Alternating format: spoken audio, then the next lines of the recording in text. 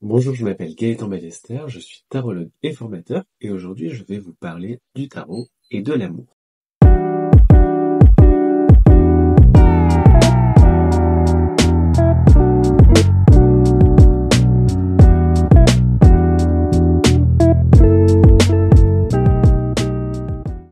Alors, dans le tarot, on trouve une multitude de cartes qui peuvent se référer explicitement ou plus implicitement au thème de l'amour.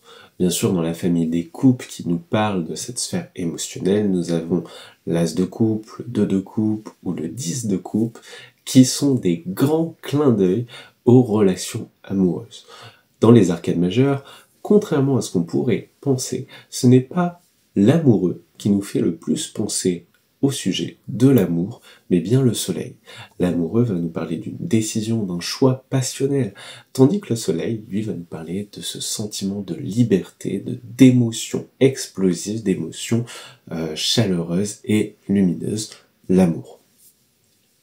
Lorsqu'on creuse, on découvre dans d'autres familles, comme chez les bâtons, le 4 de bâton, parlant d'une célébration, sans doute un mariage. Bien sûr, on n'ira pas forcément systématiquement vers cette extrémité de la déclaration amoureuse, mais vous voyez qu'on peut aller chercher un peu plus loin.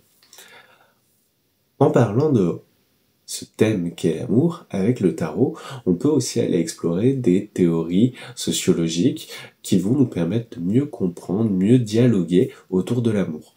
Comme par exemple les 5 langages de l'amour, qui eux vont nous permettre de mieux nous comprendre et comprendre notre entourage. Dans ces 5 langages, nous avons les paroles valorisantes, les services rendus, le contact physique, les cadeaux précieux et le temps de qualité. Observez maintenant vos cartes et demandez-vous à quel type de langage les scènes des arcanes mineures, par exemple, peuvent se référer. Est-ce du temps de qualité qui nous est ici souligné ou bien par exemple un cadeau précieux? Avec le 6 de coupe, je vous laisse deviner de quoi il s'agit. Ensuite, ce qui va être intéressant, c'est vraiment de se poser la question, mais pour moi, quel est mon langage? Et puis, pour aller plus loin, pour moi, à quoi se réfère ce sentiment amoureux? À quoi il correspond? Pour cela, je vous invite à tirer une première carte.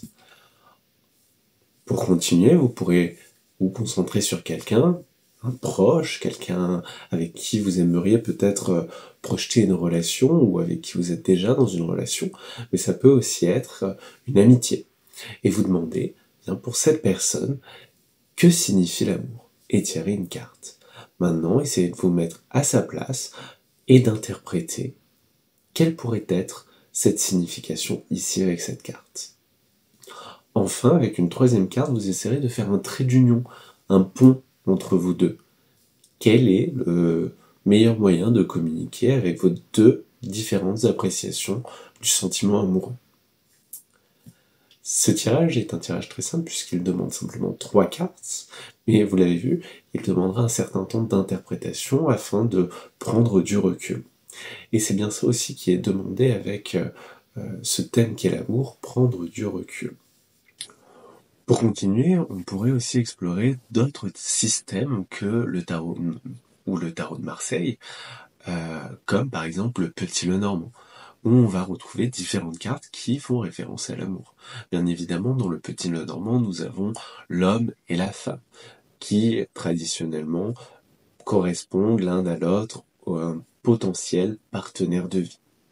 Nous avons la carte de l'alliance, tout comme le bouquet ou encore le cœur, qui peuvent eux aussi nous faire penser au thème de l'amour. Lorsqu'on va vers d'autres jeux, on a une multitude de systèmes, une multitude d'invitations. Et l'amour est un sujet souvent qui revient dans chacun de ces systèmes. Dans des jeux plus contemporains comme le Dis-moi que tu m'aimes de Sandy Tattoo, tout le jeu va s'axer autour des relations sentimentales. Vous avez des jeux aussi encore un peu plus vastes qui vont s'attacher à vous faire comprendre ce qu'il se passe dans vos dynamiques relationnelles.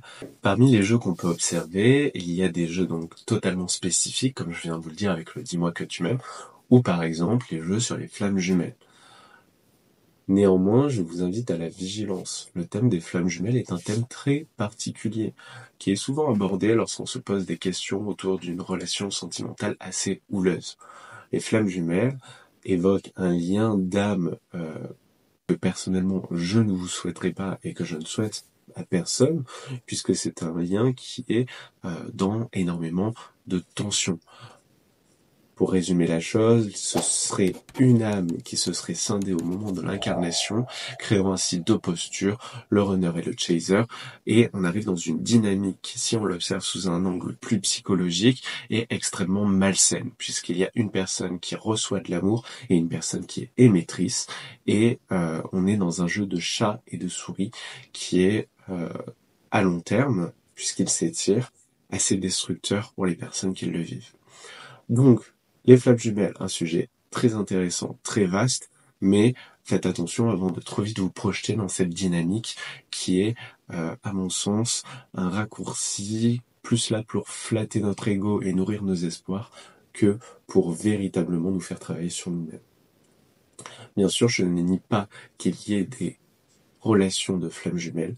Je vous invite surtout à la vigilance et à ne pas trop vite vous projeter dans ces schémas. Certains jeux ne sont pas forcément spécifiques au thème de l'amour. Bien évidemment, le tarot, le petit Lenormand, mais nous avons des oracles aussi, comme l'oracle de la bonne aventure, ou par exemple l'oracle des énergies de la mer, qui à l'origine ne sont pas faits spécifiquement pour ce thème, mais qui savent aussi y répondre. L'intérêt avec ces jeux, c'est qu'ils vont apporter des formules, des phrases qui vous invitent à réfléchir.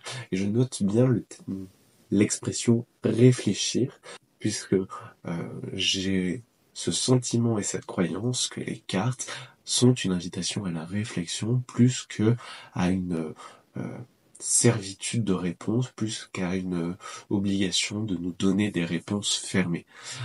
Tirer les cartes, c'est vous offrir ce temps pour vous questionner et pour pouvoir mieux diriger votre vie, pour pouvoir mieux avancer. Autour du thème de l'amour, en plus de ça, vous allez avoir votre libre arbitre qui entre en jeu, mais aussi le libre arbitre de la personne avec qui vous vous questionnez, ou en tout cas face à qui vous vous questionnez. Prendre les cartes comme une réponse fermée, qui dirait au final, oui, cette relation va vers un succès, ou non, elle va vers un échec, ce serait nier votre propre liberté de choix, mais aussi celle de cette personne.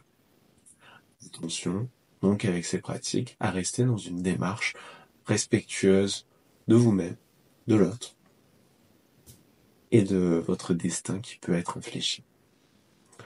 J'espère que cette vidéo vous a plu, elle était assez courte, mais je pense avoir couvert le sujet. Si vous voulez que j'explore plus en détail certains points, n'hésitez pas à m'en faire part. On se retrouve dans une prochaine vidéo.